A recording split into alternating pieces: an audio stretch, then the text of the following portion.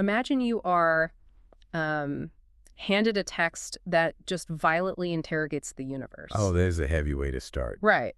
But like a document that demands to know the exact coordinates where biology ends and the afterlife begins. Yeah. Where physical light turns into spiritual enlightenment and, where the boundaries of time itself actually fracture. You'd probably assume you were holding like an ancient sacred scroll. Exactly. Something locked away in a monastery for centuries. For sure. But what if I told you these incredibly heavy metaphysical demands are actually buried in the opening moments of a 1981 cinematic blockbuster? It is such an incredible bait and switch. It really is. So if you are the kind of person who wants to peek behind the curtain of everyday life and understand the mechanics of existence, you are exactly where you need to be. Because we are looking at a fragment of cinematic history that honestly functions as a Trojan horse. A total Trojan horse. Yeah, for some of the most rigorous philosophical questioning you can encounter. So let's set the scene for you. What we have in our stack of sources today is a document containing the credits and an excerpted song from a 1981 film called Akali Rajyam. Such a classic. It really is. And just reading the heavyweights behind this piece of art gives you a sense of the sheer cultural scale of the project. Oh, absolutely. We are talking about a film directed by K. Balatander, produced by R. Venkataraman. Titans of the industry. Right.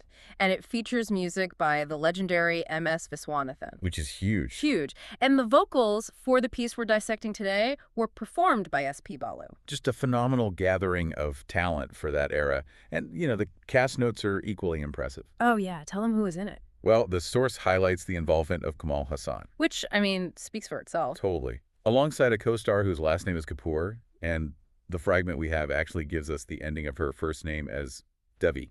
So we are dealing with absolute titans of 1981 cinema. We really are. Okay, let's unpack this.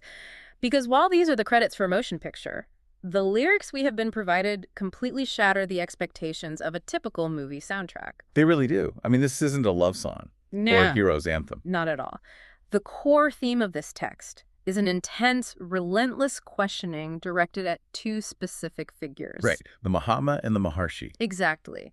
A Mahatma, which translates to a great soul, and a Maharshi, a great sage. It's like the narrator is putting these supposedly enlightened figures on the witness stand. Yes. What's fascinating here is how the text immediately exploits the human brain's reliance on categorization. Well, I like how you frame that. Well, the song establishes a framework of absolute opposites, right? To demand definitions for the ultimate boundaries of human experience. Yeah, the lyricist fires off these rapid, almost aggressive questions. Let me read them. They ask, what is darkness? What is light? Right. What is life? What is death? What is virtue? What is sin? And what is hell? What is heaven? What's fascinating here is that grouping, because human beings biologically evolved to think in binaries. Like safe or dangerous. Exactly. Day or night, alive or dead. We do it because it saves cognitive processing power. It is a literal survival mechanism. Wait, though. You're putting heaven and hell in the same bucket as life and death. But aren't those totally different? How do you mean? Well, life and death are biological facts. Like, we can measure a heartbeat, we can observe the absence of light. Sure, empirical reality. Right, but heaven and hell require pure faith. So why is the narrator blurring the line between empirical physics and deeply held religious belief?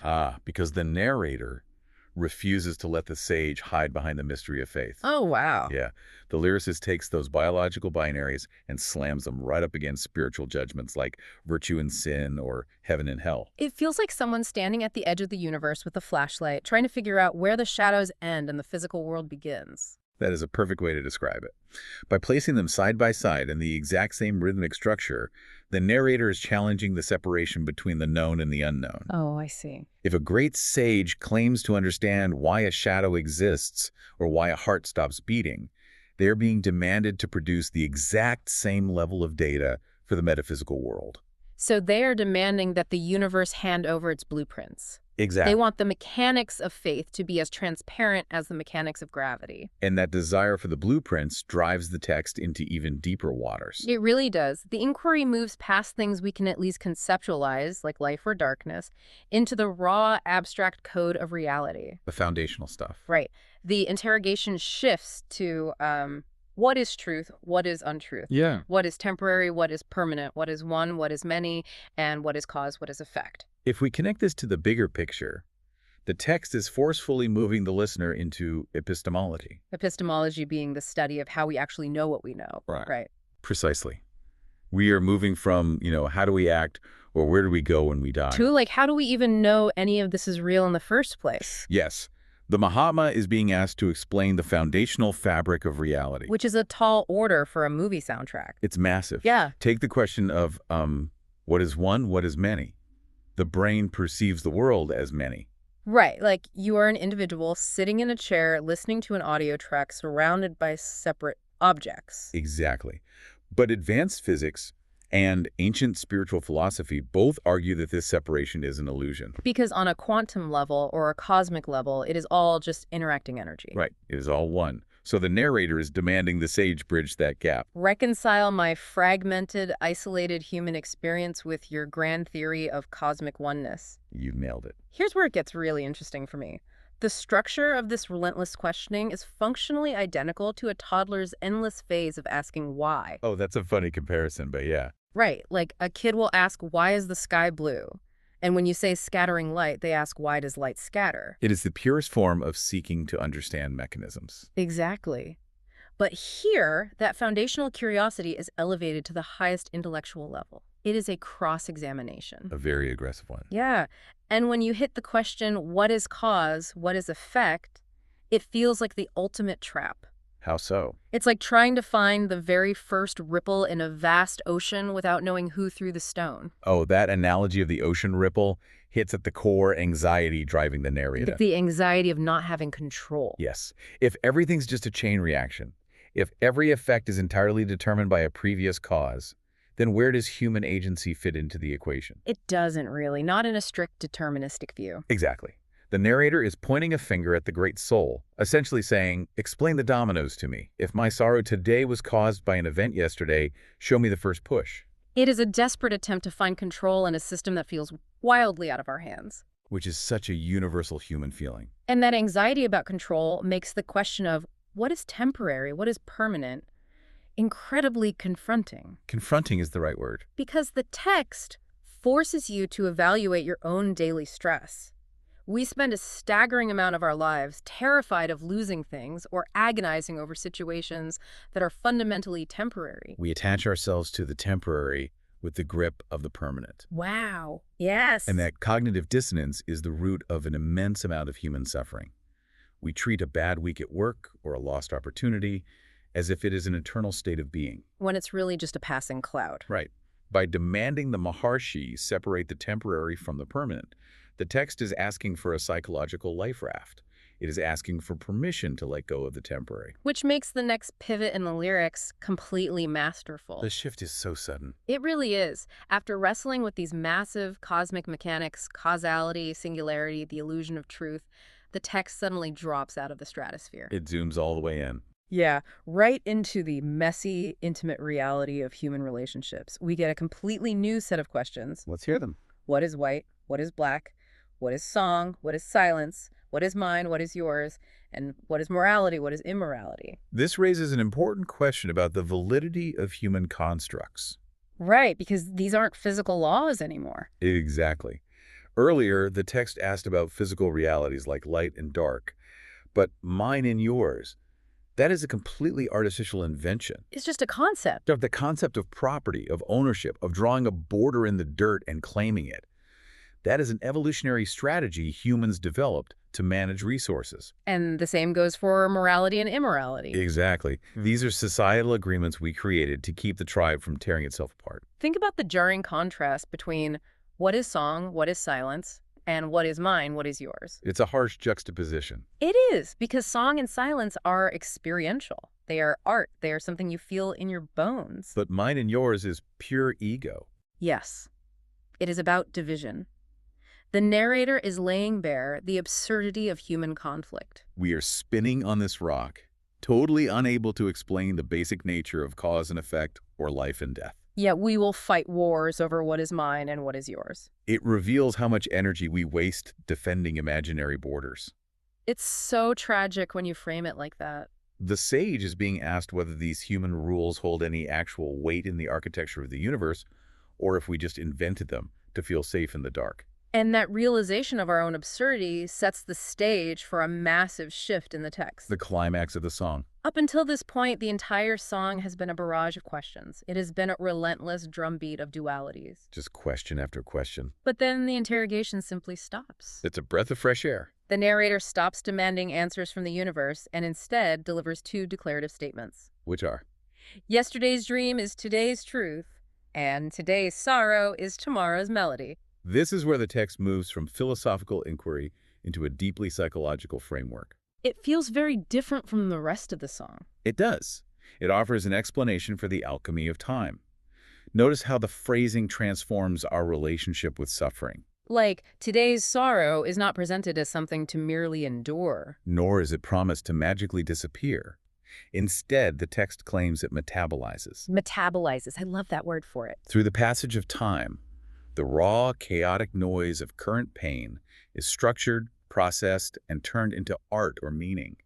It becomes tomorrow's melody. Wait, I want to push back on that a little. Is yesterday's dream is today's truth a statement about destiny? What do you mean? Well, are we supposed to read this as a passive acceptance? Like, whatever the universe dreamed up is just eventually going to happen to us? Ah, I see. No, not if we look at it through the lens of everything we just discussed regarding human constructs and agency. Okay, so it's not deterministic. Right. The sage isn't answering the questions because the human experience is the answer. This is about cognitive reframing and human willpower. Oh, I get it. So it's more like looking at an old photograph of a past struggle. Yeah, exactly. Maybe a moment years ago where you were desperately dreaming of simply surviving or achieving the baseline stability you have right now. Right, that was yesterday's dream. And now you are standing right in the middle of the realization of that exact dream. It is today's truth. But because we are so focused on the next binary, the next anxiety, we fail to recognize our own progress. We fail to see that we manifested the dream. Exactly. The human brain actively constructs reality out of past pain. We are the mechanism that turns yesterday's dream into today's truth. We are the alchemists? Yes. Taking the grief, the confusion, and the anxiety of not knowing the answers and forcing it to become a melody, we don't just find meaning. We manufacture it out of the silence. That casts the earlier question, what is song, what is silence, in a completely different light. It really goes. Because the silence isn't just an absence of noise. It is the empty, indifferent space of the universe. And the song is what we build out of our own sorrow to fill that void. Knowing this was delivered through the sweeping musical composition of M.S. Viswanathan and the powerful vocals of S.P. Ballou, the emotional weight of that realization is just staggering. It gives me chills, honestly. You are hearing the literal manifestation of sorrow becoming melody. And that emotional peak acts as the catalyst for the final resolution. Because the intense, frantic journey of fragmentation has to end. You cannot sustain that level of existential cross-examination indefinitely. It would break you. So true. The lyrics conclude the massive philosophical interrogation with a profound, unifying image. The text breaks the entire pattern of the song. It abandons the dualities entirely and delivers this final statement: one light, one peace. Followed by a repeated invocation. Right. Oh Maharshi, oh Mahatma. Think about the cognitive overload the narrator just subjected themselves to. It's exhausting just talking about it. They spent the entire text demanding that the universe define its borders. Truth versus untruth. Virtue versus sin. The temporary versus the permanent. They tried to force the universe into a series of neat, understandable boxes. Exactly.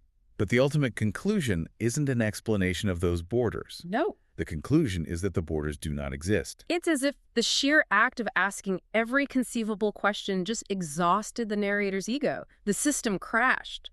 That is a perfect way to describe it. The brain's need to categorize, to divide, to separate mine from yours finally breaks down under the weight of its own logic. And what's left when it breaks down? The chaos of duality collapses into a unified singularity.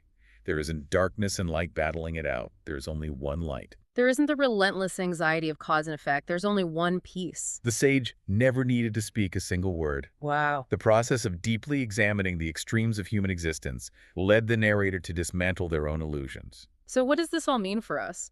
We started out looking at the credits for a 1981 film called Akali Rajam, expecting standard cinematic fare. And instead, we uncovered a masterclass in dismantling the human ego. Right. And the brilliance of this text is that it isn't just an academic exercise. Not at all. Whether you are analyzing vintage cinema or just trying to navigate the overwhelming complexities of your own life, these mechanics are constantly at play. Every single day. You are continually deciding what is temporary and what is permanent. You are continually choosing whether to build borders around what is yours or to recognize the illusion of that separation. It is an invitation to fundamentally change how you process your own timeline. Moving from a state of anxious interrogation, constantly demanding the universe explain why things happen, to a state of active creation. Where you accept the responsibility of turning today's sorrow into tomorrow's melody. Because you are not separate from the cosmos you are interrogating, the questions you ask are just the universe trying to understand itself. Exactly. I want to leave you with a final thought to mull over, building purely on the text's incredible exploration of time and the human mind. It's a great thought experiment. The lyrics relentlessly challenged the line between the temporary and the permanent, and they firmly stated that yesterday's dream actively becomes today's truth. Right. So think about the heavy realities weighing you down right now, the situations you feel are entirely fixed and eternal. Things that feel so permanent. Exactly. What absolute truth that you are accepting in your life right now is actually just a temporary sorrow waiting for you to turn it into